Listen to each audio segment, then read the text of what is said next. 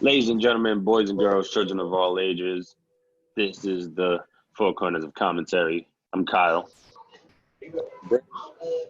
Christian. So today's episode is very simple, very easy. We're just gonna have fun. So today we're going to talk about our favorite tag teams and our favorite rivalries. Now, this isn't any particular order. Everybody got their own order. That's obvious. So, Christian. Oh, no, that's right. Excuse me. I completely forgot about that. So, basically, the way we're doing it is that we're playing a game. Earlier, we gave each other 3 rivalries, and we had to choose which one we thought that person was going to pick. So, Christian, what are your 3 rivalries? So my 3 rivalries are Sting versus Ric Flair, Bret versus Owen Hart, and for something with a new school twist, probably Tommaso Ciampa versus Johnny Gargano. Let's see how well you know me, gentlemen. I don't. No.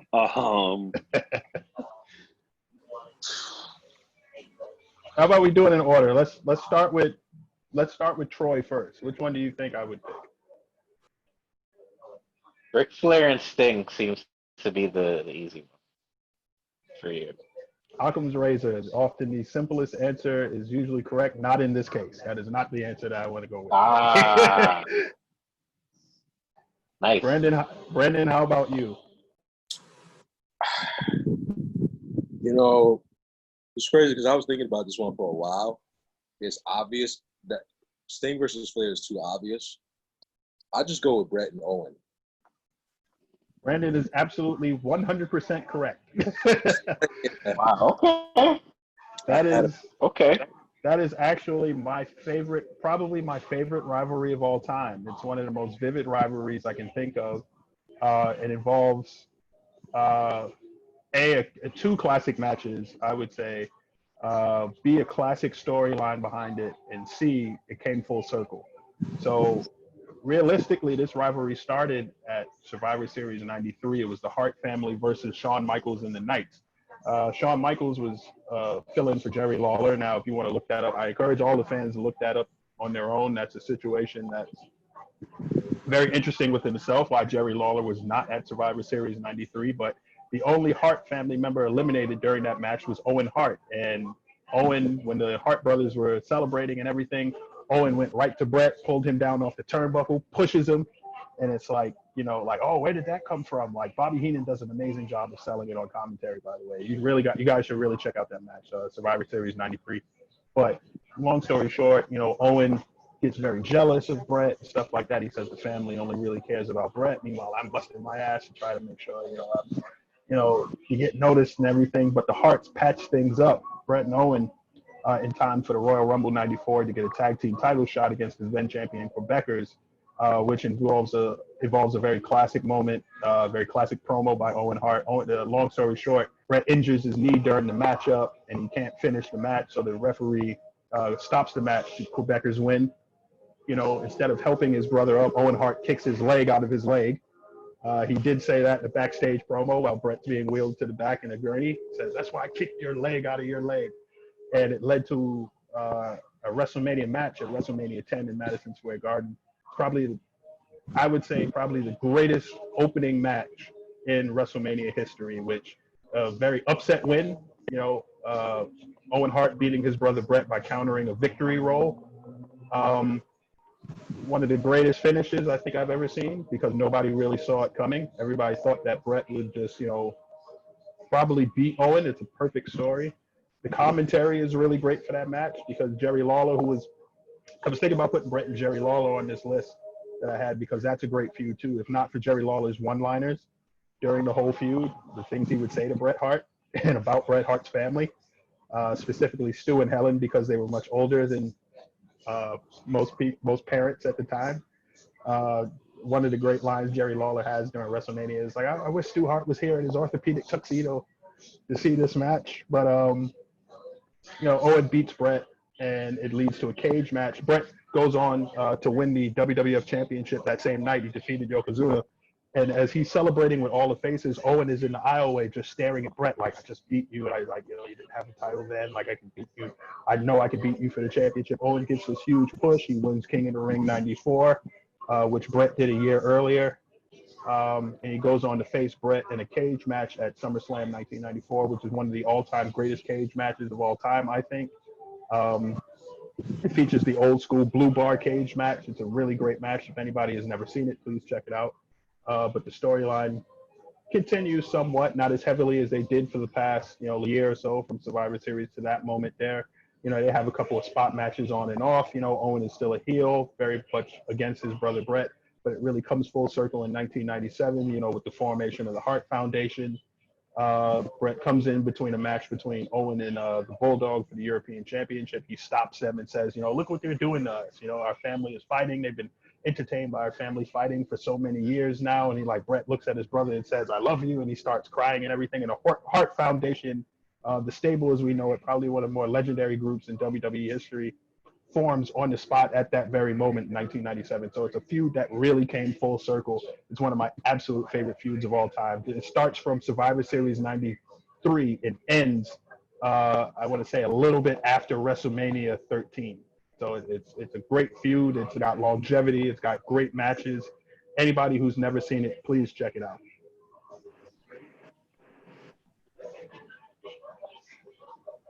Oh, my bad. I blanked out for a second. I lost the host for a second, ladies and gentlemen. That was See, this is a very spontaneous podcast for anybody was, who's out there watching for the first time. Don't judge me.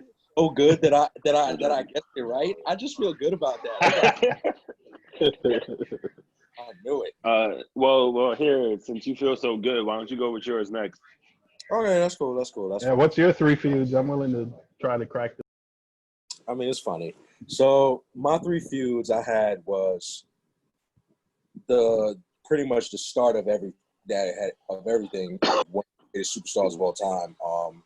Is Kane versus the Undertaker, back in that Golden Age era.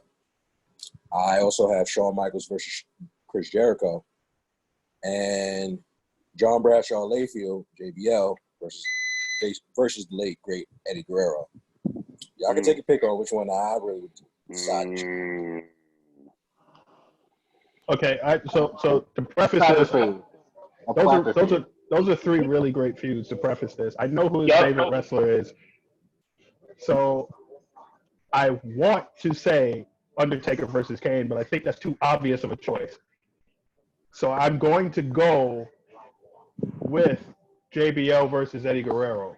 Wait. Time out. I second that. End of story. Troy, what pick? What are you picking? That honestly was the shocker pick because I was gonna go for that too. But what was the second one that you said? You said it was Undertaker, Kane, Shawn Michaels, and who? Jericho. I think Shawn Michaels is Jericho. All right, go ahead, B. I think Shawn Michaels is Jericho. Honestly, Christian, this is probably where you should have went with the obvious choice. As great as these other 2 feuds were, it's fitting. It only makes sense to choose Kane versus the Undertaker. Now, and of course, everybody knows from Bad Blood in Your House, the first ever Hell in a Cell match. Everybody saw probably one of the greatest wrestling debuts in history from Kane. That'll probably be a future episode, but that to me is the greatest debut of all time, hands down. He ripped the hinges off the door. Literally, only because you knew this, and the really reason I went with this feud is because this is probably the only feud out of all the 3 that has this much history and beautiful storytelling. You guys, you for the longest, you guys saw when Undertaker was feuding with DX, with Shawn Michaels, when he was feuding with Bret Hart, you always had Paul Bearer in the background, always being there in the corner saying oh, Undertaker, I know your secret. I know what you did. Just trying to made the revelation that, his little brother Kane was still alive. Kane is alive. And, that set Undertaker back, the Undertaker. But being that Kane to the World Wrestling Federation, he's like this almost this unstoppable being, no matter what. And he's like rattled by this, like, whoa, one of my family members is alive, my little brother at that. And then you go fast forward to the first ever Hell in a Cell match. You see the storytelling in that match. You see the setting. You see how Undertaker's literally beating the living shit out of Shawn Michaels. Well, crap out of Shawn Michaels. Beating the crap out of him. He's so like, you see like Shawn is trying his hardest to get away. He can't. He's threw him to a table. Like threw him. Literally, like you could tell, it's like to the point where Taker is going to win. There's no doubt about it. You think Taker's going to win. This is the easiest victory for him. And then it's like everything goes black. You see the flames just come up, and then you just see this monstrous being, just as a dude's almost 7-footer, just like him, like the Undertaker, with a mask on. And he literally, as Christian says, rips open the cage, walks in. It's just and you just see it's just looking at him. It's just a presence looking at it. Crazy. And literally, he does his own signature move of the tombstone on the Undertaker and costs him the whole victory. And you think that that's it. It's not it. Like, it gets to the point where it's like it was a match again with Shawn Michaels against the Undertaker at the Royal Rumble. And Kane comes in, costs him that match again. Like, it's just Wait, hold on. I'm sorry to interrupt, but might I also add, Kane not only did the tombstone, but he dropped on it like quick. That was the first time anybody really saw a tombstone like that, like a real pile driver. He snaps when he does it. You know, so like, for him to do that to Taker, it's like you felt it. You feel the pain. It's like, oh God, yeah, he's done. And then he just disappears. He just walks out like it's nothing. Yep. And then it's like, even right after that, Kane went after crossing the match again with Shawn Michaels. He proceeded again, put Taker in the casket, light it on fire. Because again, for as it's going, Taker he vowed, he said he was not going to attack his own flesh and blood, no matter what. He wasn't going to attack him.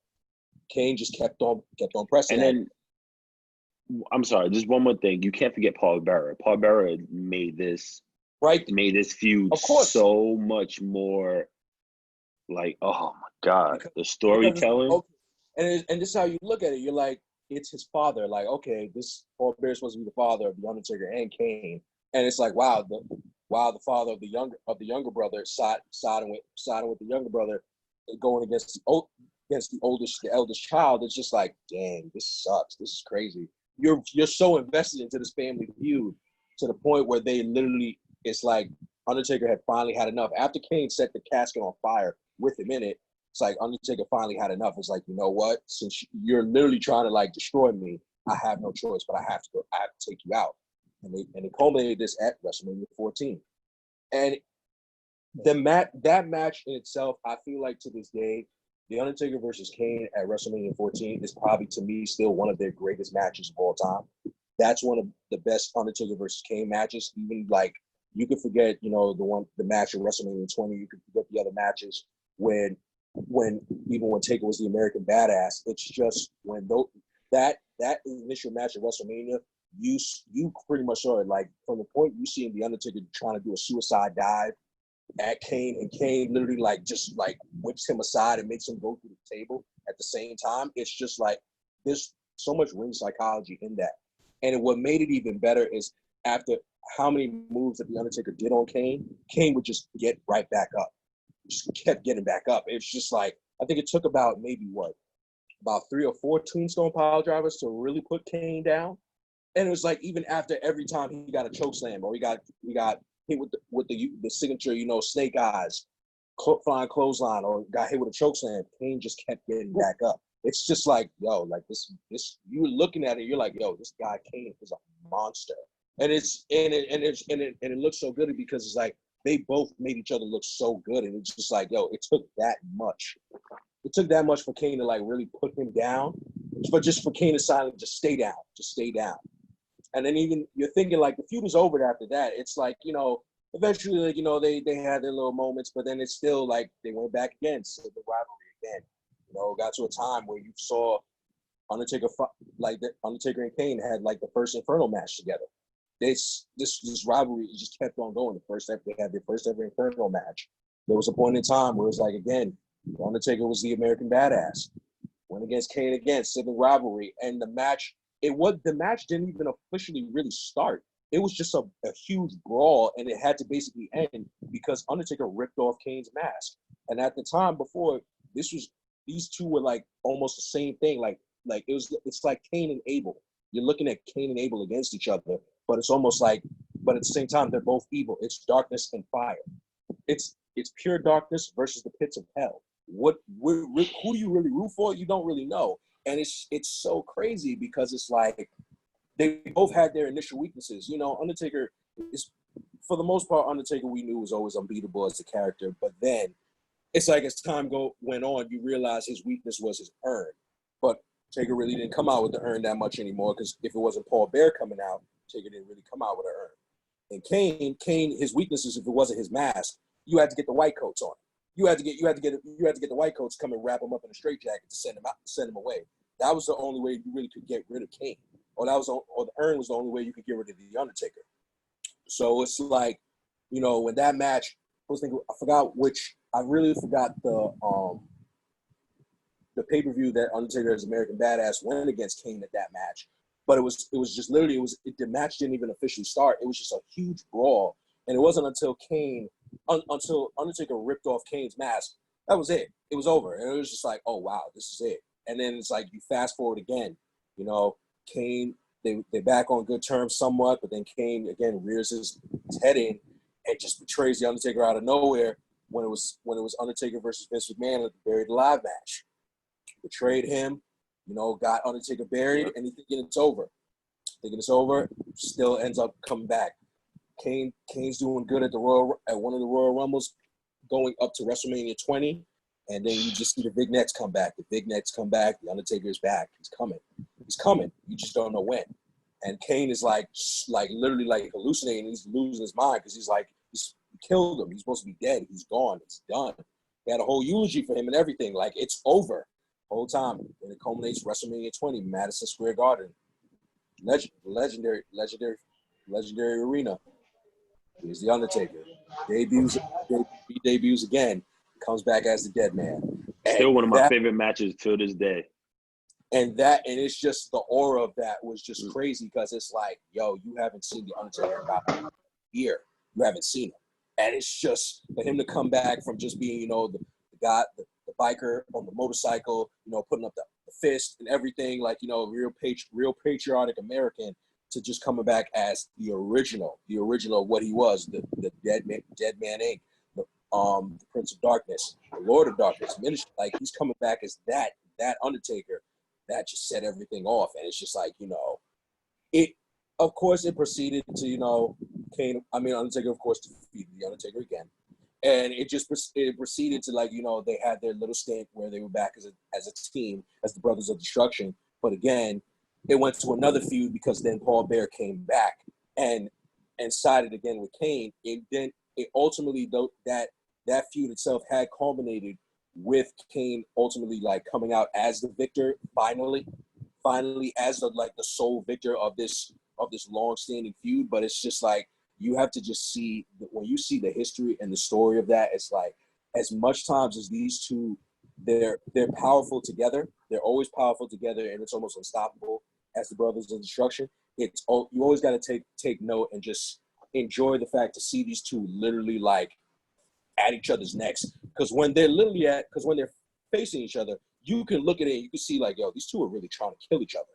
They're literally trying to, like, they want to put the other one out. Like, you know, like, sometimes, you know, Undertaker as the older brother, you want to take a little bit of restraint because you don't want to beat up the younger brother. You're like, you know, I know I could beat you, but I don't want to. Like, I rather your family, I rather love you and everything, you know, like, stay by my side and everything. But, you know, after every time when the younger brother keeps on pushing you, it's like you have no choice but to put your brother down. Like, you gotta cave their chest in real quick, like, relax. And that's why I choose that. That's my favorite. That's one of my favorite. I always got it.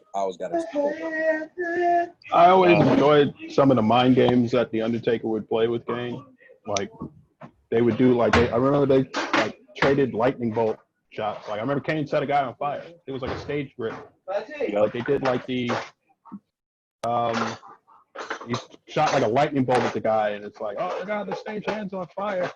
And like the Undertaker like levitated the ring once on an episode of Raw with Kane in it. that was pretty awesome.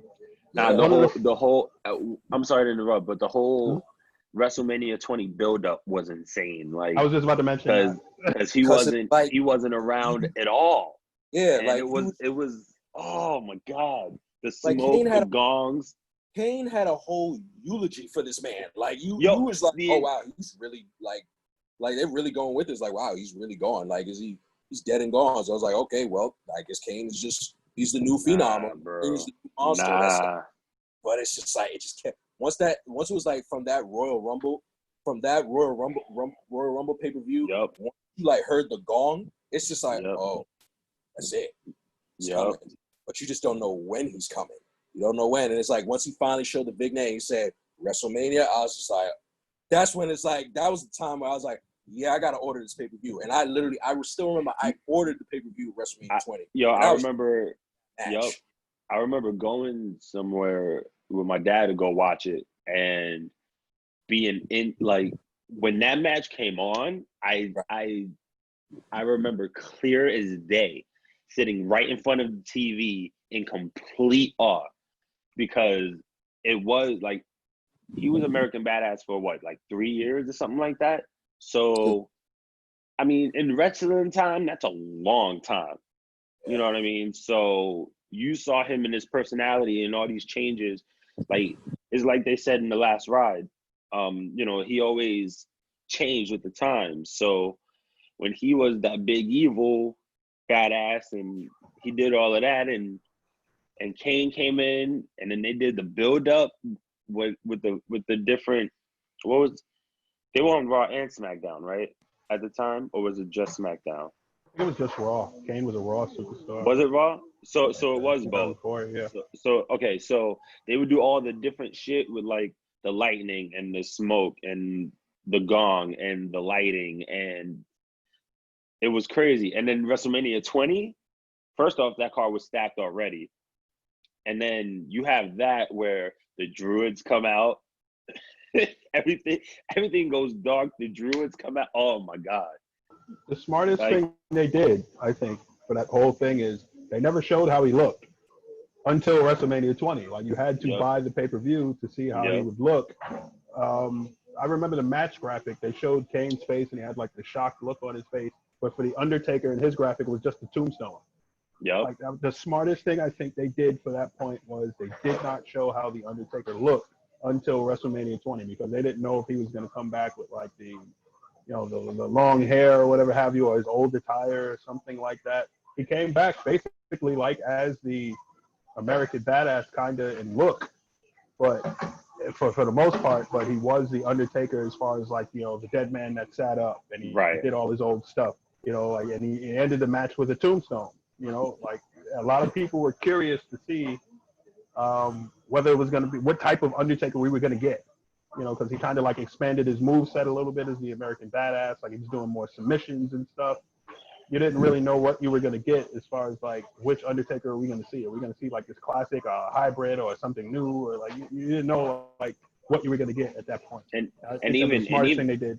And even at the end when he did do the pin, it was the 1, 2. He did the tongue thing. It was the 1, 2, 3, and then he went up on one knee real quick. Kind of like the way the old Undertaker did. So it was really, that, and of course they had matches with the World Heavyweight title, but like, you're right. From beginning, if you want to count from beginning to end, that evolution of storyline was insane. Troy, you mind if I go next? All right. Yo, Brandon, what were you going to say? Go ahead. Unmute yourself. Yeah, sorry. Yeah. The only last thing I was gonna say is I think what was just good about it, it was, I guess, for like a lot of kids growing up, they didn't get to see that Undertaker of old, like they didn't get to see the dead man, Undertaker, the Prince of Darkness. A lot of kids actually grew up watching the American Badass. So it's like I think it was also good to see, like, people can now go back And they're like, oh wow, this is a version of the Undertaker that was before this, and they were like, so now they can go back and look at like old clips or old videos, or like have talks with their dads or their uncles and their grandfathers telling them, and they're telling them history. Like, yeah, this is the original Undertaker. Like, it's cool. The American Badass version, the guy on the bike, he was good. He was dope. He was still a fan favorite, but this is what everybody fell in love with. So now they got to experience that. They got to experience that version of the Undertaker going forward. I think that's all I say.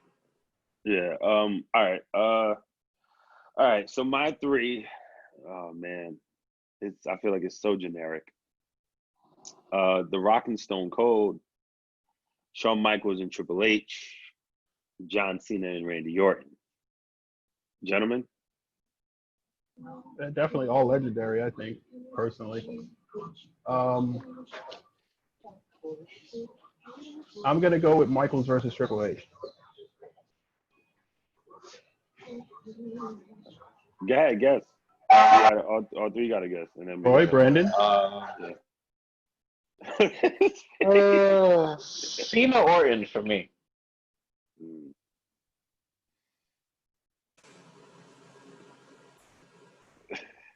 Part of me really wants to say Rock and Stone Cold. But another part of me, I'm just gonna go with Michaels and Triple H. All right. So if anybody knows me, they know Rock Stone Cold is for me the penultimate feud, like from beginning to end. It's amazing. But I am going to talk about Michaels and Triple H because I mean, because don't get me wrong, Cena and Orton from beginning to end, bro.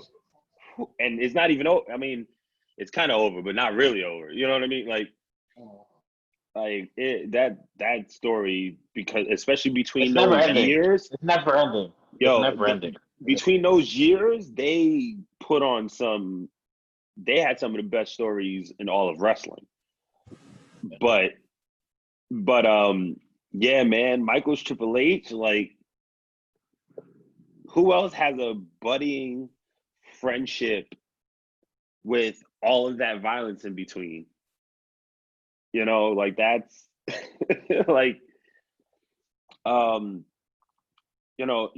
Michaels, when he went off, and we've always heard the backstories, from when they were both, younger and getting into the business and all of that, or Triple H getting into the business, Shawn Michaels taking him under his wing, them doing all of that, the click and all that. But story wise, they were best friends, who got tired of the authority, did DX, and for DX to be in the era that it was in, DX was like the hottest thing going. DX NWO, like it was just, but that excuse me, but the NWO, that was a little later, a different DX when it got super hot. But they held the heavyweight title, the European title. You know what I mean? I'm pretty sure Shawn held the IC title while Triple H was still there, and him in China and all of that. So that was amazing. And then Shawn, we all know, left. And Triple H, picked up the reins and went on, and Shawn came back, and like even when Shawn was the commissioner and and Triple H was heading DX, and that that interaction and the matches they've had so far in between, or going back to the very first SmackDown where Shawn Michaels was special guest referee and super kicked The Rock as he's doing the people's elbow, and Triple H, regained, or not regained, but he continued to hold the WWE title. It was and it, like I said, it just goes further and further, like Shawn Michaels coming back in, and Triple H holding the World Heavyweight title, and then them going into the very first Elimination Chamber, and Shawn Michaels becoming the heavyweight champion after 4 years, and you know the when they tried to reform DX, and Triple H, you know, turned on Shawn Michaels and bloodied him up, and he came. There's when he bloodied him, beat him up like crazy, and he was like, "Yeah, I did it." Like they have such a historic like timeline, you know, and it really does go all the way up to end of an era with Undertaker and or those 4 matches between Shawn Michaels and Taker, and Triple H and Taker. You know, like I said, like their storyline, be it against each other or with each other, you know, it is literally this like this almost 30-year storyline, which I mean, essentially culminates with that damn tag match. But even then, it's still going because of NXT, and that's real life. So it's, you know, there's this chemistry between Shawn Michaels and Triple H, whether they were tagging together or whether they were, you know, opponents, that within the storyline, like there might not be a better long-term storyline than Triple H and Shawn Michaels. So that's my opinion. Nah, I gotta add in, Kyle. You're actually 100% right with being spot on with what's going for Michaels and Triple H for that chemistry, especially as opponents, because it's like people gotta, if they could remember that rivalry between those two, that went on for literally 2 years. It was 2 years of those two literally just beating each other. Beating the holy hell out of each other. I honestly, I think like their match, I think like their last match for a while, where they was in a Hell in a Cell match, or it was a 3 stages of Hell match. It was a 3 stages of Hell match, and it like the last one was like the last match with them in that 3 stages of Hell was a Hell in a Cell. Mm-hmm. That match went on for more than an hour, and it just was. And it got to the point it was brutal. It was brutal because it got to the point you were just looking like, yo, I don't think people should be leading like this. You got a little uncomfortable seeing how much they beat the crap out of each other. So it's like so that's why it's like, you know, for them to like go from that and then to them all of a sudden just reform a DX just like this, it's just like, whoa, it goes. I had to just add on to that. It's like, yeah, like you can see it like for all. There's so much history of when they're friends and when they're like teammates, but it was just as crazy when they like hated each other and they wanted exactly to and that's one of those things, and that's what makes Kane and Taker so special. You know what I mean? Is that longevity? Like yes, we do know like the behind the scenes that they are like really cool and really tight and all of that, but like, you know, best friends make better enemies, and that's really like there is no. I truly can't think of a pairing of wrestlers except maybe AJ Styles and Samoa Joe. Those may be the only two, but Shawn Michaels and Triple H. There's no better. I like when it comes to long tenure storylines, there's nobody better. I tell people all the time, I think as far as like wrestling quality from the WWE, I think SummerSlam 2002 is the greatest pay-per-view of all time. If anybody listening to this has never seen, nobody listening, yeah, I corrected myself. I'm entitled to make a mistake. I just don't make them in a row. If anyone listening to this has never seen the Shawn Michaels versus Triple H match from SummerSlam 90, I almost said 92, 2002, do yourself a favor and check that out, because the story that they tell from Michaels' comeback match is crazy. Absolutely amazing. It's one of the best things I've ever seen in my life. everybody at that time knew Sean was coming back from that back injury, career-ending back injury. Nobody had ever seen him in the ring, except for like a one-off show that he did for like his own promotion, the Texas Wrestling Alliance. It was a hardcore match. He didn't really take any bumps. He not only did he keep up with Triple H, I would argue he got better. Yep. To me, he got better after that long layoff, and like he was taking all these bumps. He was doing things, flying around the ring. The drama of that matchup, I think, is second to none. You'd be hard pressed to find a more action-packed, drama-filled matchup. Troy, please. Yes, sir. Yes, sir. Sorry, I had to change my headphones, so I was here trying to fix it up and everything. You didn't change the hat. He's wearing that hat. The hat's off. Brandon, you have to unmute. That's off.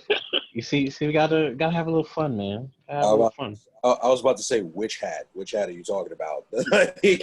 You know, damn No, well we're I talking have about the straw hat, the I have Luffy a hat. straw hat. I have the Luffy hat on. And then you got you know that hairline's a little questionable, but you know that's. I mean, hey, blame my mama. Damn. Quarantine. Damn. Blame my mama. Blame my mama. But anyway, my three, I'm probably gonna be short and sweet because these feuds kind of write themselves, truthfully. But okay, I was going to choose Daniel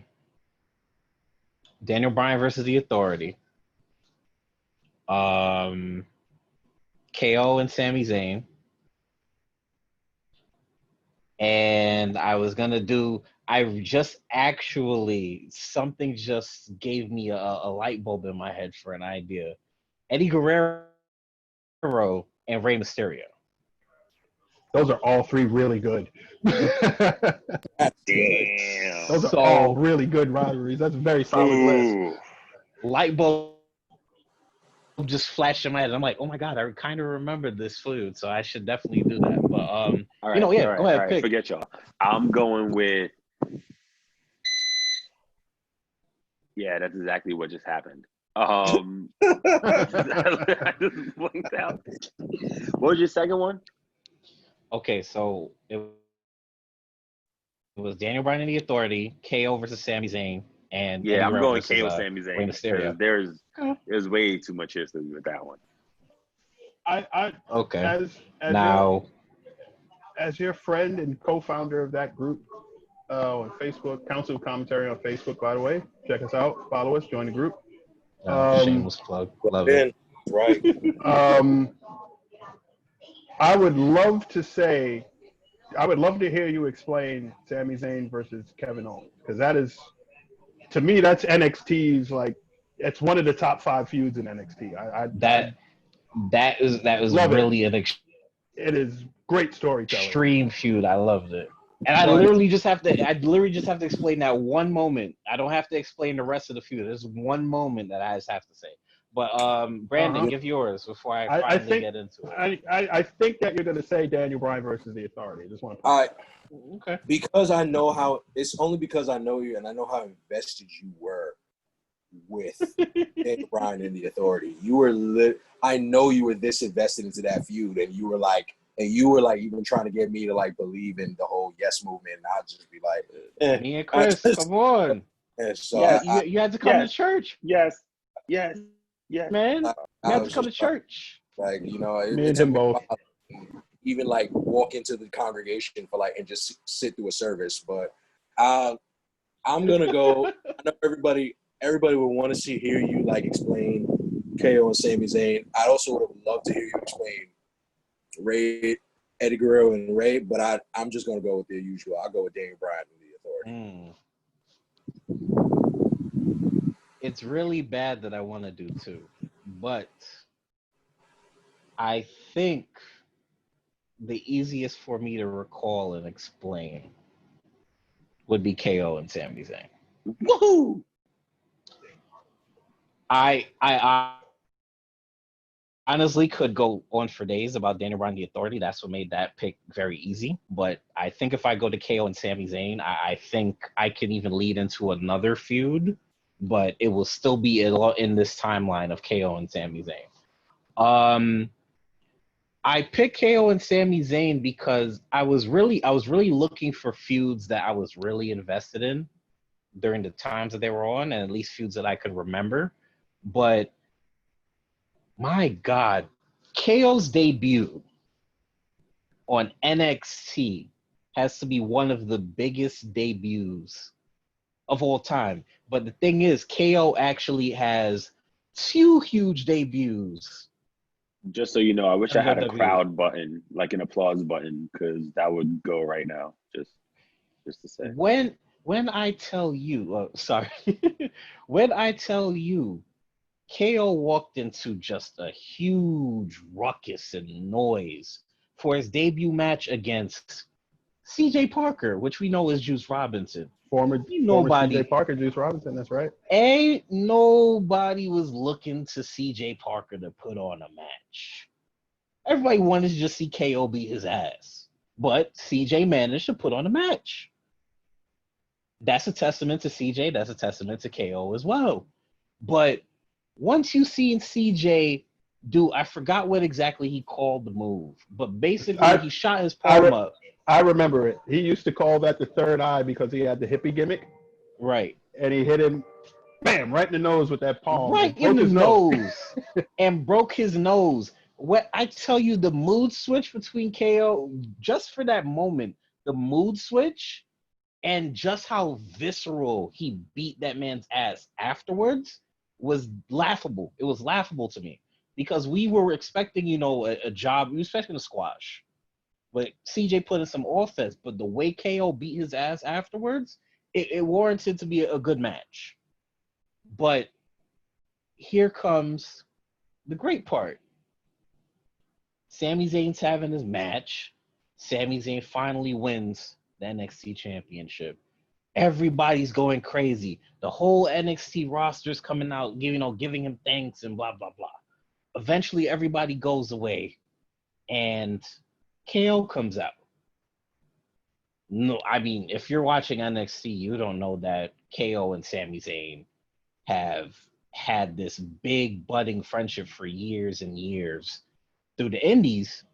But, they're coming, and, huh? Troy, sorry, I'm saying, Rich, I would like to say NXT fans are typically fans of like the indies, like, you know what I mean? Like there's still a lot of WWE fans who don't watch NXT. So NXT are more like in tune. So they know that they knew the history, which made that moment even better.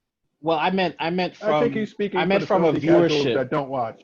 Exactly. For the people who just got WWE Network and they're like, okay, we got a new joke, by the way.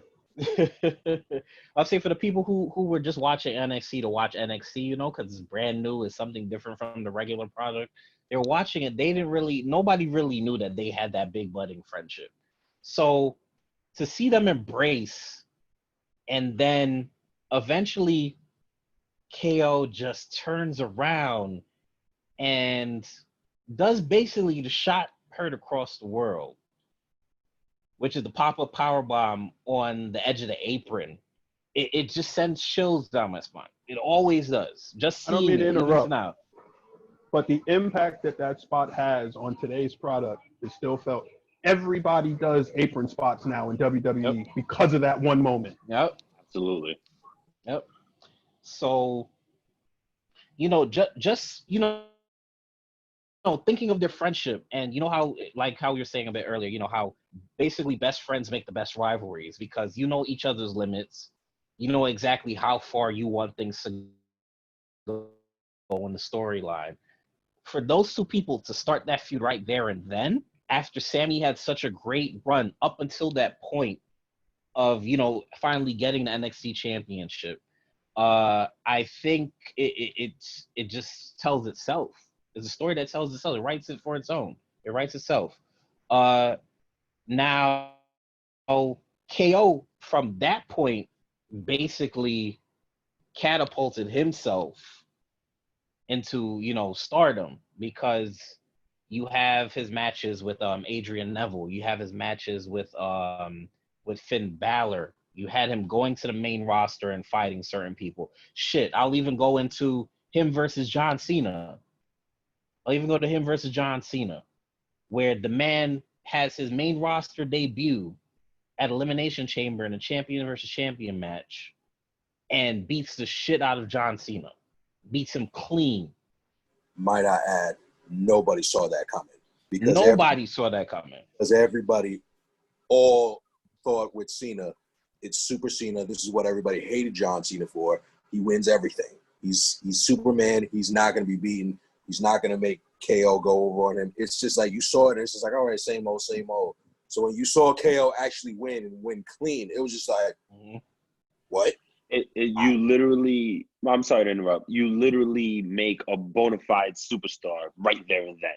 Right there. Not only that, you have NXT on the map, period. Like, that's the moment people really started recognizing NXT for what it was. Like, you know what I mean? Like, ooh, thank you. So thank you. It's just it's a testament to how good feuds can be when done correctly. I think you don't always have to have shock moments to make a feud great, but that especially because nobody was expecting a pop-up powerbomb on the apron. Like it was for what we know of the WWE and what we knew of NXT at the time. Nobody was doing anything that crazy to the point that you would actually legitimately think somebody's injured from that. So for that rivalry and what it turned into for both Sammy and KO, I appreciate that as one of my greatest rivalries of all time. Not only that, and I don't know if this is the end of your. Well, you can add on to here. it. I'm kind of done yet, so you can add on to it. The match that they had in which Kevin Owens. The match that they had in which Kevin Owens won the NXT Championship from Sami Zayn is one of the few matches in WWE history where it's a referee stoppage, and I thought that was smart. Yep. He brutalized Sami Zayn, did an Asai moonsault onto Kevin Owens, and he hit his head on the ramp. They still used to have the metal ramp in NXT, and he hit his head on the ramp, and it affected him throughout the match. He had the match won. He was going to go for a haluva kick, but he got dizzy while he was running, and it stopped. And Kevin Owens just kept power bombing him. He didn't want to pin him. He just wanted to hurt him. He knew he was hurt. He power bombed him one time and then just hit him he kept hitting him in the head. And then he kept power bombing him afterwards. And the referee stopped the match and it awarded the NXT Championship to Kevin Owens. That was shocking because rarely do you see that finish in WWE.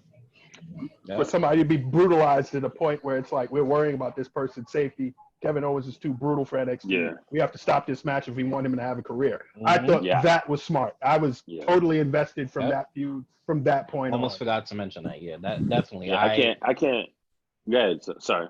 No. I was probably gonna say what you were saying. Like, I can't recall something that brutal.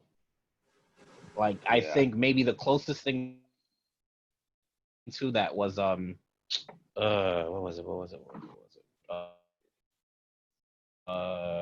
Probably after. But yeah, if it was after, I wouldn't even consider it a thing. There was something in 2012 that happened. I was wondering if it was I think when Brock Lesnar came back. I'm trying to remember what the match was. But anyway, just even up to just that happening. You don't release, but I think that was after. I don't think that was before that. I think that was after. Well, I know that I think he beat him by style. I don't remember the match per se. I just remember him busting Orton open with an elbow hard way. Yeah, really, really bled. And then they had to stop the match. Like he was bleeding all over the place. But yeah, definitely. Yeah, I mean, well, those are just some of the. Yeah, that was a SummerSlam match. Just four of how many you can say are the greatest matches of all time. Just for some honorable mentions. Oh yeah, sorry. Definitely, I think you definitely for honorable mentions as far as feuds are concerned. You definitely have to bring up Steve Austin versus Vince McMahon. I don't think we even have this conversation because all the Legendary. rest of the friends in that rivalry, we grew up with that. Sting versus Ric Flair. I think if you want to say Four Horsemen versus Ric Flair, I think Dusty Rhodes versus Ric Flair. I mean, right.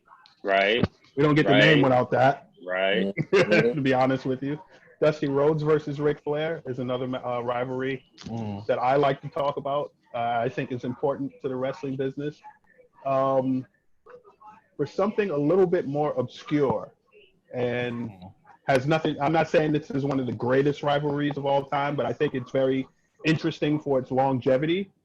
Ted DiBiase versus Virgil, I think, is an interesting rivalry because of its longevity. You have Virgil, who is like this bodyguard and this manservant for Ted DiBiase, and he overcame and he beat him. I think that was, and it was, Virgil debuted in the WWF, I think 1988 or something like that. He didn't beat DiBiase and get matches with him until 91. So they were brewing this story. Like, it was always there. But as far as like another rivalry that's concerned that's a little bit more modern that we mentioned, Tommaso Ciampa versus Johnny Gargano, I think that's NXT's greatest rivalry. American Alpha versus the Revival, I think, is a great tag team rivalry as far as NXT is concerned. If I could leave off of one last note, I think one of the rivalries that is a little bit understated, I would say, is probably Mark Henry versus the Big Show. I think that was a great rivalry. The rivalry that introduced the Hall of Pain. I think that rivalry took Mark Henry from, like, you know, unfulfilled potential to Hall of Fame status. That rivalry changed the perception of Mark Henry overnight. And you can't mention, I think, rivalries without talking about CM Punk and John Cena. I think that was probably one of the greatest rivalries. That's, I think history will be very kind to that rivalry as well. Yeah, absolutely. Probably one of the rivalries of his career, of Cena's career. Of Cena's career, yeah. When I think of John Cena, I do think of CM Punk as one of his best opponents. Yeah, I can say that. Well, real quick, let's just go to let's just say some of our favorite tag teams. We're just gonna keep it simple. We're just gonna run through them, just split them out. I'm just gonna start with the Dudley Boys. The Dudley Boys have been one of my favorite tag teams forever. They've won gold everywhere. Most decorated tag team in wrestling history. Yeah, you know, listen, I know they won the WCW title. It was when they were in the WWE. Yeah. I know my history. But I'm just saying, like, I think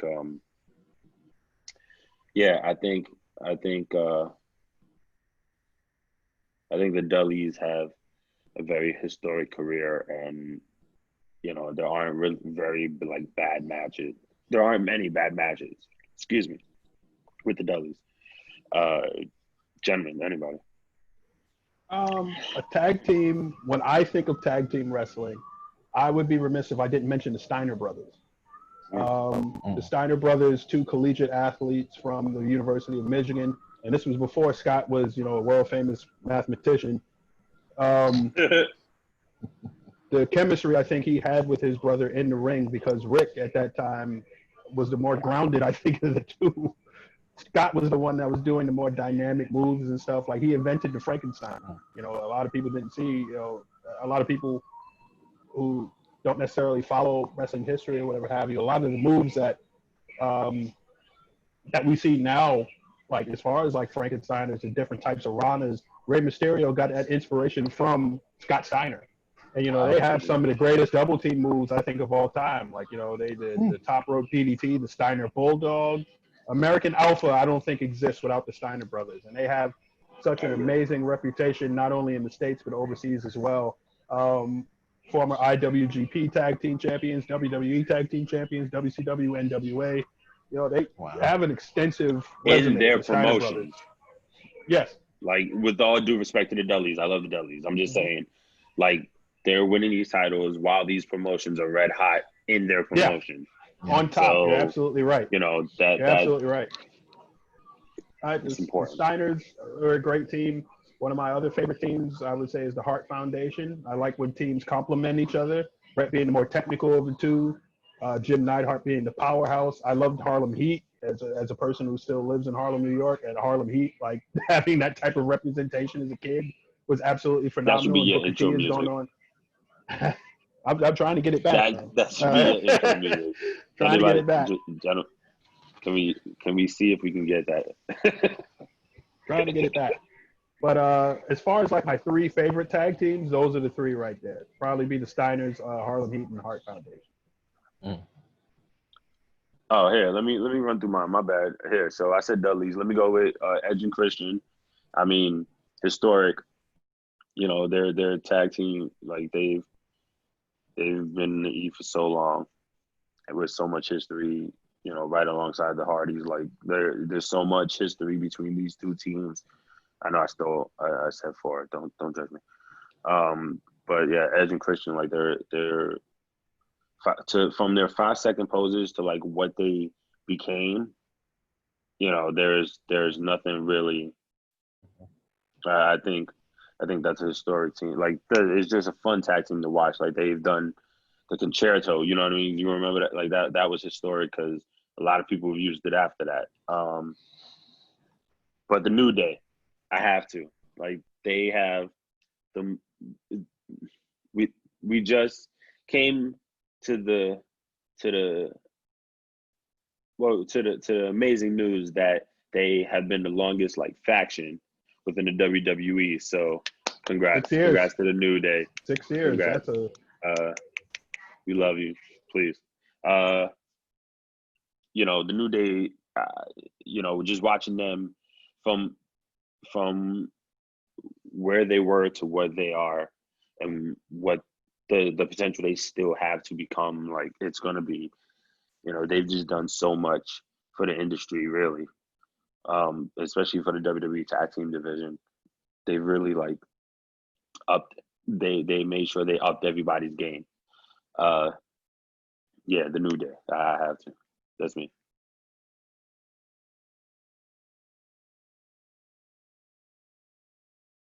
So, I mean, it's crazy. It's fitting. I was just talking about him, really earlier in the past feud.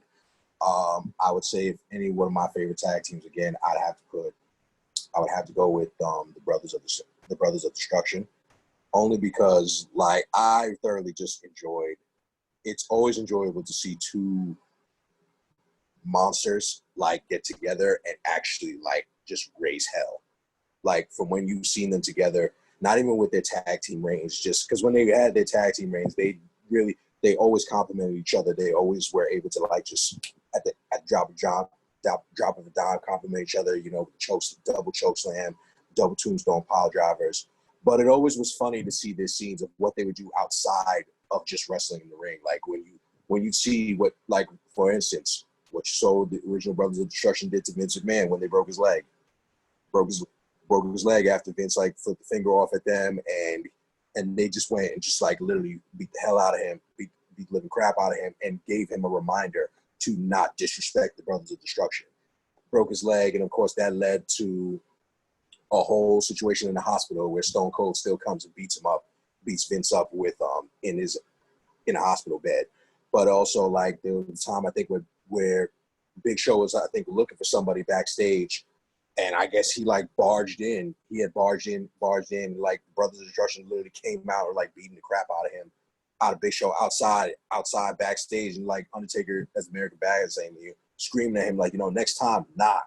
Like to me that's why like they were one of my favorites, because as much as they were terrifying to face in the ring because it's just intimidating to go against these 2 like powerhouses, they were just as comedic. They were just as funny backstage as well, like in backstage segments. Like they knew how to just make you entertain. I think another tag team, of course, I like, of course, is Team Extreme, the Hardy Boys. Enough said. Literally, like they've gone back and forth with like Edge and Christian, back and forth with the Dudley Boys, multiple time tag team champions. They literally are like, if you look at OMG moments in any of WWE history, you see like Jeff or Matt, they're part of it. Like they're part of it in some way, shape, or form. So it just goes on without saying, like multiple time tag team champions, stellar career for both superstars. literally almost legendary status when they're together. But may I add to that? absolutely. So also with the Hardys, like you got to remember, when they left the E, you know what I mean? Like when they left the WWE, they really like excelled. You know what I mean? Like, don't get me wrong, they've both been through their ups and downs, which people do, but they've really, you can see like their growth, even with all of this, like all of these things happening with them. So, and they've won titles. They've won ROH titles. They've won. I don't know if they won New Japan titles. I don't think so. But they've won. Like they've won. I can't remember. Excuse me if I'm wrong. But like they're the Hardys have been the Hardys, and they've reinvented themselves many a time, and they've always like remained relevant. So, if not one, then the other for sure. But yeah, agreed wholeheartedly. But if I had to say my favorite tag team officially, and it's crazy because nobody talks about them because they really don't get enough praise as they should, even though it was such a short stint. The two-man power trip. Stone Cold and Triple H, like That's a good call. That's a good call. I love that team. That was on my list. Go ahead. These two, like alone, like these two, like like Austin was WWE champion, Triple H was the Intercontinental champion, and they also like it just went together because they ended up winning tag team gold. You knew as a team that these two were like it's magic when you saw exactly what they did to the Hardys. You saw what they did to Hardy, what they even did to Lita. At this time, now, not you, of course, back in the day, this was like this. We like back in the day, WWE at the time, WWF TV was like TV 14, almost mature. It wasn't like how it's PG now. So when you're seeing like Stone Cold literally like beating up Lita with a steel chair and brutalizing, oh man, a lot of that shit wouldn't fly today. it would never fly today. Like it would just be like, whoa, like even a little. He brutalized the Hardys. Like you, it's like when you felt those chair shots, you like, oh yeah, he's really trying to like crack the skull. Like you felt it. And he's like, even went to the point where Lita like tries to like shield herself on Matt to try to like just like stay down, just try to like shield Matt from getting hurt. And brutalized her. Still brutalized her. It's just like, whoa, it's just like, and it didn't stop with the Hardys. I'm not sure. I'm trying to remember again who they did it to again, because they did it to a couple of teams. They just literally just brutalized them and just beating the living crap out of them. And only that team, like they picked up so much steam, and they only stopped because I think that was when Triple H tore his quad again. So they had no like Triple H just tore his quad again. And I think also at the time, Stone Cold got hit by a car. So it was like that's when like that was before that. Yeah, that was before that. The invasion angle I think happened directly after the two-man power trip. So right. They were, I would be interested to see how Triple H should. Right, the invasion angle. No. You are right. The invasion angle did happen with that, and then but then that time Triple H tore his quad, so it was just like so he was out, but it would have been interesting. So it's just like that's when Stone Cold had the alliance. He just had the alliance with him, and that was it. But it's so sad. It was like if Triple H didn't tear his quad, the two-man power trip probably could have went on for a very long tag title. Wait, hold on. I don't know if anybody is blinking out, but the two-man power trip had all three major titles. They had the World Heavyweight title, which was Stone Cold Steve Austin. They had the IC title, which was Triple H, and they had the tag team titles, who they beat the Brothers of Destruction for. Yep, sure did. What was that? Backlash? Or something like that? I think what I just read was Backlash. 2001, yes. Come on. What? The two-man power trip was amazing. Beautiful tag team. That's why I gotta keep them. They're as much as I love the Brothers of Destruction, the two-man power trip is right above them. I'm just like, man, highly underrated. Nobody talks about. They don't talk about it. They don't give me respect. And that's why I just got to give reverence to them. Like that was a tag team. You know what? I will always state that the Rock and Sock connection was wonderful, and people took it for a joke, which they were, they had a comedy act, sure, but in the ring together, their chemistry was like a lot of the time, like as a tag team, they were unmatched when it comes to their chemistry.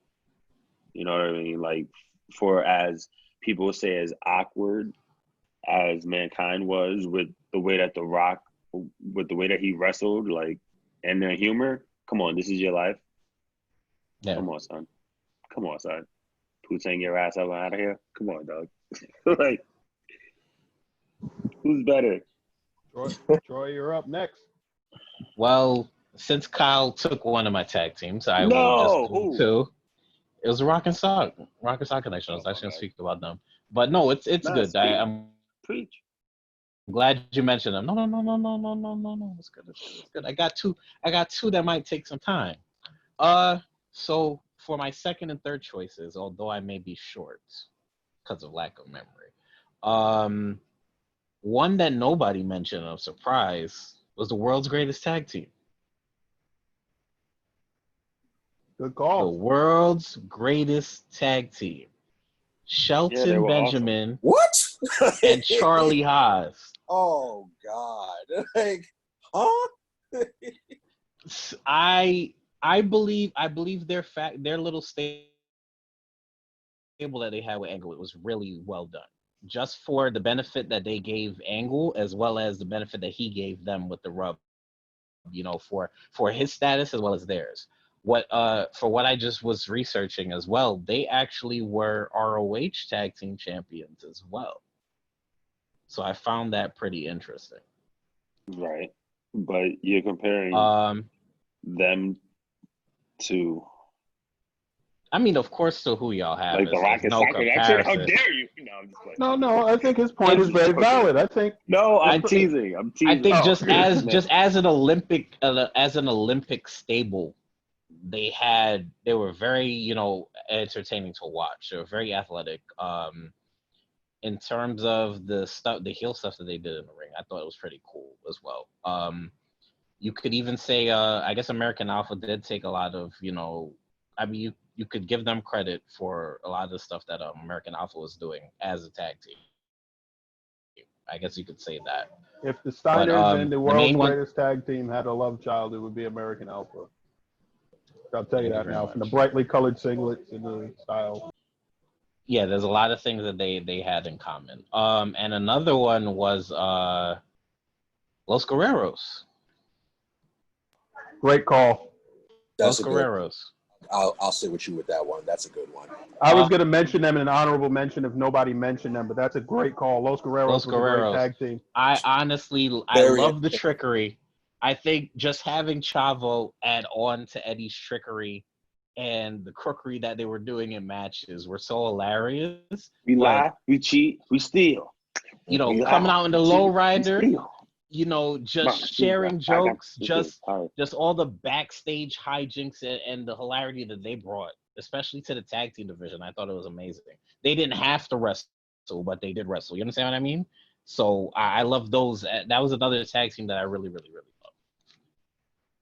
That's it. I can't wait till we get to really divulge on what we feel are the gimmicks that we didn't like, because I got a damn good one. If I can, just as far as some honorable mentions for tag teams that weren't mentioned, I think that you can't talk about tag team wrestling without mentioning the Road Warriors, Hawk and Animal. Some other teams that come to mind, the Nasty Boys, I think were a very prominent team in the early 90s. Ray Stevens and Pat Patterson from the 70s, great tag team, laid a lot of foundation for modern tag team wrestling. The Hollywood Blondes, even though they had a short shelf life of Steve Austin and Brian Pillman, that was a great tag team. That sounds amazing. Arn Anderson and Tully Blanchard, the Brain Busters. Got you. You can't mention tag team wrestling without mentioning Arn Anderson. He is one of the, if not the greatest tag team wrestler I think of all time, is Arn Anderson. He's had so many great teams with Bobby Eaton, Larry Zbyszko, He's teamed a lot with Chris Benoit and Brian Pillman in the past as well. One of the I think- greatest tag team wrestlers of all time is Arn Anderson. I think we can't forget wrestlers that are still here right now who are currently paving the way, like the Usos. Oh, absolutely. Or FTR. You have to mention FTR, FTR. FTR, The Lucha Bros, the Young Bucks. Lucha Bros. Yeah. GYV. I think grizzled young veterans from NXT UK. Zach Mustache Gibson and Mountain. James Drake. Yeah, back Mustache Mountain. I was going to say GYV. I don't think it's nearly enough credit as they should as far as being a great tag they're team. really good. They're really good. And you know, the funny thing is when they were created on UK, it was just out of nowhere. Right. It's like, why the hell are these two people coming together? And then eventually you see, I think it was their first tag team match together. Did they win? I'm not too sure. I think they won their first tag team match together. I'm not too sure if it was for the titles or not. I think they teamed up in Progress a lot too. I think they just brought the shtick over to UK, but I could be wrong. I'm not too sure. I'm pretty sure they became the grizzled young vets as they were going through the tag tournament for the UK tag titles. Right. Any more honorable mention? Honorable mentions? I would say a tag team that I thought was pretty good as a kid that doesn't get a lot of shine is the Eliminators from ECW. That was Perry Saturn and John Kronos. I thought they were an exciting tag team. They did a lot of exciting stuff. The Outsiders, Kevin Nash and Scott Hall. Oh, yeah. It's a great tag team that a lot of people How do you don't not bring them up, right? What other tag teams can we talk about? Too many. Yeah, there's so many tag teams. The APA. I think we could talk about the APA as far as being one of the more underrated tag teams of their time. How to forget them? Especially the Attitude Era, as far as like the focus being on backstage skits and some of the things that they did. The New Age Outlaws. Yeah. Another tag team that I think that Ron Simmons was a part of that doesn't get enough credit was Doom. No, not just the APA, but Doom with Butch Reed. And that was in the dying days of the popularity of the NWA WCW relationship. I think that doesn't get enough credit. The Midnight Express, the Rock and Roll Express, their rivalry. There really is just too many. There are so many tag teams that we haven't even talked about that really, really deserve a lot of shine. All right. Well, real quick, gentlemen, I just want to take this time and speak about the moment that we have been talking about for so long. The Undertaker retiring. I don't know. Let's start with Troy. Troy, what do you Well, good to start with me. For the 30, I believe it's 30 years, right? Or maybe 30 in the WWE. 30. Okay, 30 in WWE. But for the many years that Undertaker has been around, he's always been the constant in the business. He's always been the constant. As long as you've heard WWF, WWE, you've always heard Undertaker. Like, there's no other person you can align with that. I mean, there's other people, obviously, but there's no other person you can say that was with that company and stood out as long as he's had. I may not remember a lot of the earlier times in terms of like his debut and, you know, a lot of his earlier matches and stuff like that. But I do remember the transition from, you know, the Dead Man to, you know, American Badass. That was a lot of the time that I was watching him on TV. I can say, you know, there is no better character out there. There is no better character out there for a person to have switched characters, you know, as much as he has, and to stay relevant throughout the 30 years that he's been around. It's unimaginable. It's still unimaginable. But I will say, I'm completely pissed that Goldberg match still happened, because Taker could have just literally pushed Elias to the moon. I still don't understand why this man could have been, you know, he could have been healthier. He could have lasted maybe even another 5 years in the ring if he wanted to. But to have that dumb injury during the match because of somebody being very careless and just, you know, selfish just to have the match when he could have had a different match entirely. I think that was just a mark that didn't need to exist in his history. But I am grateful that he is who he is, and for the 30 plus years that he's been around, and retire in peace, man. That's all I can say. Well, I'm gonna go with I have been watching The Undertaker since he was pale and like makeup stuff and purple gloves. It's been one hell of a ride with the Taker, all pun intended. You know, you literally like watch his character grow, and watching the last ride really like put eyes on a lot. So, you know, I mean, I could go on and on, but I'll just say, you know, some of his. I don't remember watching an Undertaker match that like even when he was hurt, like he was still the Undertaker. Like his character, like he stayed true to who he was in the WWE and who he was, altogether. So I would like to say that thank you, Taker, and good to see you relax. Well, for me, I share a lot of the same sentiment that Kyle does. I'll leave it as far as like how long I've been watching The Undertaker. I'll put it like this: from gray glove to biker leather. It is a testament to the performer that he is, that he was able to keep a character that on paper looks like it would have a short shelf life. Like, how much can you get out of this character as being like a dead man that sits up? Like, how far can you go with that? He not only evolved the look of that character over the years, but he kept it relevant, and he expanded, and he made it noticeable to the point where he will go down as one of the greatest performers of all time. He was the cornerstone of arguably wrestling history's biggest company from a global standpoint.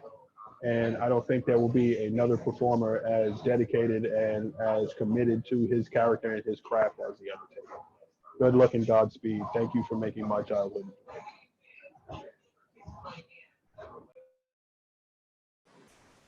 Well, it obviously has to end with me. Being is that from episode 1, I had already said that The Undertaker was one of my favorite wrestlers of all time. It's actually the reason I actually started watching wrestling. Today actually does make 22 years since the King of the Ring incident between The Undertaker and Mankind. So it only is funny that it was that moment that's actually what made me like. I was watching The Undertaker when he was feuding, but there was that moment where he went against Mankind and he threw him off the Hell in a Cell. That's what made me like hooked. It made me like, I was like a fan, like a super fan of The Undertaker after that. And it's just 30 years in the business, of course, like I said, the day he debuted in November of 1990 with Survivor Series, clearly I wasn't born yet. I wasn't born at that time. I wish I was born at that time to even be able to like sit propped up in my crib watching that. Unfortunately, I just didn't make it out the womb quick enough to see that. But to see that The Undertaker has had this career of over 30 plus years, and he's just been able to be in 3 different eras of wrestling and continuously change up the look just a little bit, or just revamp his character just in the slightest to be able to just stay with the times. It has to be respected. There's a reason why he gets regarded as the Madonna of in any wrestling business. He's literally like the Madonna, because he's able to just, and as the times keep changing, he's able to always just revamp his character. Not even major, always just revamp it in the slightest for you to always be interested. And it was crazy because for the longest it was always, the mat. Before he had, the silver mask, the gray glove, or he had like, the whole Lord of Darkness getup, or when he went and had the cult, he was the Ministry. You had the Ministry of Darkness with the Code. Or even then you're thinking after the Ministry, there's nothing more that he can do. And then he comes back as the American Badass, and he still revamps himself as the American Badass. He goes from that to Dead Man Inc. or Dead Man Incorporated. He's just, or Big Evil. Big people don't even talk about Big Evil that much, but it's just little variants that just like with the characters, so it shows you how meticulous he really can be. And then he's still able to come back as the Dead Man and still revamp it again, just like when it's just literally just him, like somewhat as a biker, but still as the Undertaker, the original Undertaker back in the 90s. But he's still able to bring it back and bring it current. And he ended up being probably, if not one of the most popular SmackDown superstars. If SmackDown was his own separate band as it is today, he was the cornerstone. When you look at WWE SmackDown, there's the names that you look at. Of course, you always look at John Cena, you look at Batista, you look at Edge, or you look at the Undertaker. That was originally their big four. Of course, like side names like Eddie Guerrero, JBL, so to speak. Like Taker was part of the Rock. He was, of course, on the Rock, but Rock, he kind of left after that. So it was just like, he wasn't really around for that era after a while. But it's like when you look at the cornerstone of what SmackDown truly was, it's in the modern era. Like Taker was always at the figurehead. He was always a figurehead. You already know, 7-time world champion, 7-time tag team champion. He's a Royal Rumble winner. He was the first Royal Rumble winner to win the Royal Rumble at number 30. And it's crazy because when he won the Royal Rumble, the person he eliminated was the one who he ended up ending his career, Shawn Michaels. That's where the seed, you could even like say that the seed of what was probably going to be one of the greatest matches in all of WWE history, in wrestling history, even at that. The greatest WrestleMania match of all time, WrestleMania 25, HBK versus Taker. He's been part of so many matches. He's giving you so many match of the night, or even try to match of the year candidates. Whether he had match of the year quality candidates with the likes of Shawn Michaels, with the likes of CM Punk, with the likes of Triple H, with the likes of even Batista. Gave you a beautiful feud with Batista. Even gave you a beautiful feud with Cena when Cena was the doctor of thugonomics. He's always just been able, and he's even gave you beautiful feuds with Edge. He's put so many of these people that we are so beloved and legends on and over that you gotta sit here. He's even put over the likes of Brock Lesnar. Taker's probably one of the very few legends that's made Brock Lesnar look this menacing from when he was 25 to when he was now, when he ended the streak. Still to this day, with Undertaker, that streak is never going to be duplicated. It can never be replicated. It can never be duplicated. No one could ever repeat it. Even though at the time, he was 21-0. He lost streak to Lesnar. He lost again to Roman Reigns. But in the end, his record at WrestleMania is 25-2. You will never you're not going to find another superstar in this history that's going to try to even get to that level. Nobody can, because it's just impossible. Nobody's going to be able to even match that. That's why he's still regarded as one of the greatest WrestleMania performers in history. Taker doesn't always have to give you a 5-star match at WrestleMania, but he's always going to make you watch it. If you know he's on the card, you're going to watch it specifically because you want to see what Taker's going to be able to try to pull out. Even with this past WrestleMania, that was labeled as his final match, and he got it with AJ Styles. Because of everything going on with the coronavirus, COVID, you were thinking that they really wasn't going to be able to do anything with no crowd, but with that and production and just a little bit of wrestling and psychology, that Boneyard match was literally the match of the night, and it's still probably regarded as one of the good matches of the year. As you can see on WWE, they keep showing it as many times as they want because you thoroughly enjoyed it. And you got to thank not only AJ Styles for making that match good, but you also have to thank a veteran like The Undertaker. It's 30 years in his business. You have to give him his respect.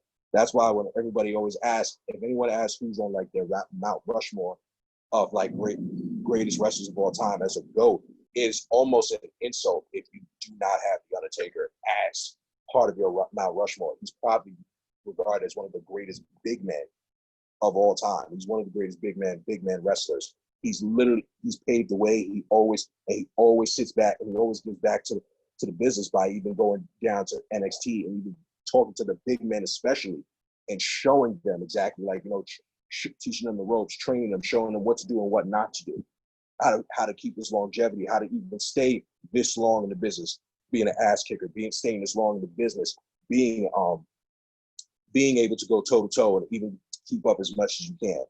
And, as much as the one thing I always wanted for Undertaker to do is when he would retire, I wanted him to retire on his terms. I wanted him to retire when he was ready.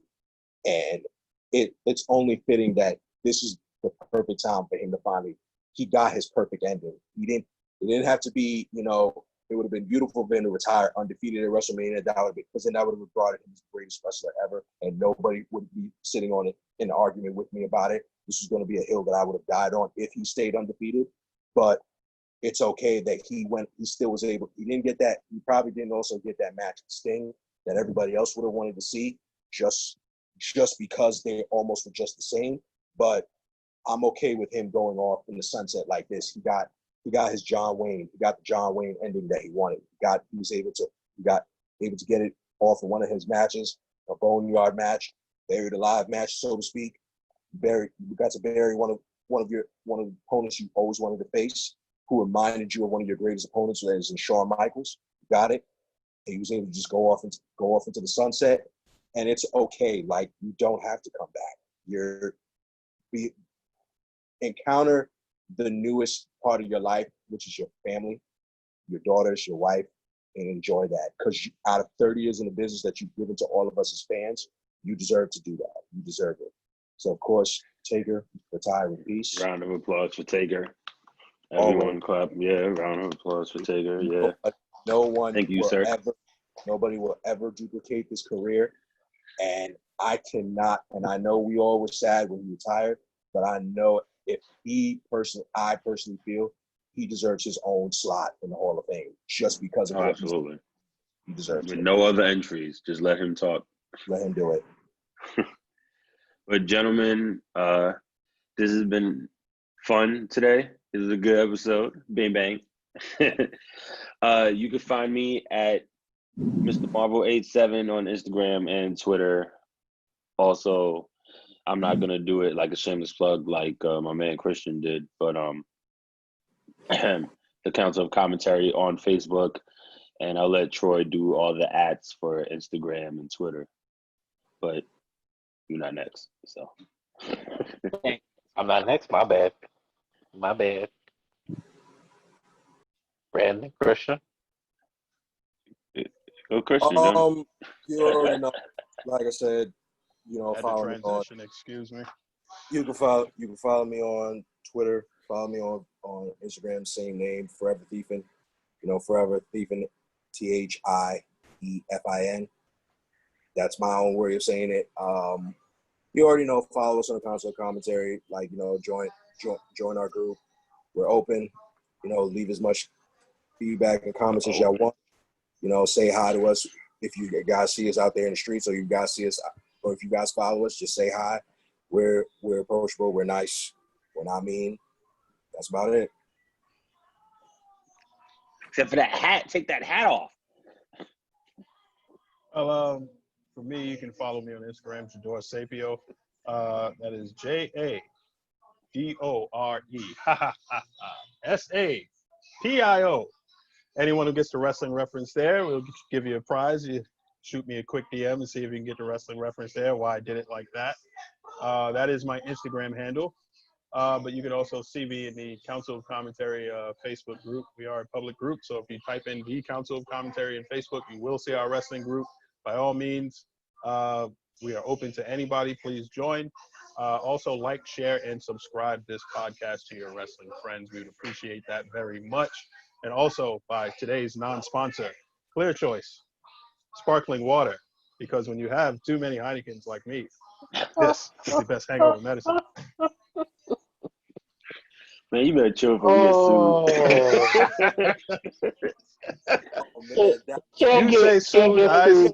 You say sued. I see monetary. Excuse me for a second. My throat's dry.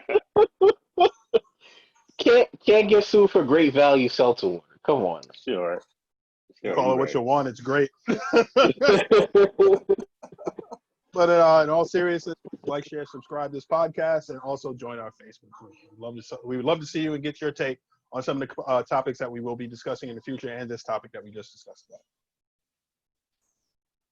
Well said, guys. Well said. Well, you know me, it's Troy. As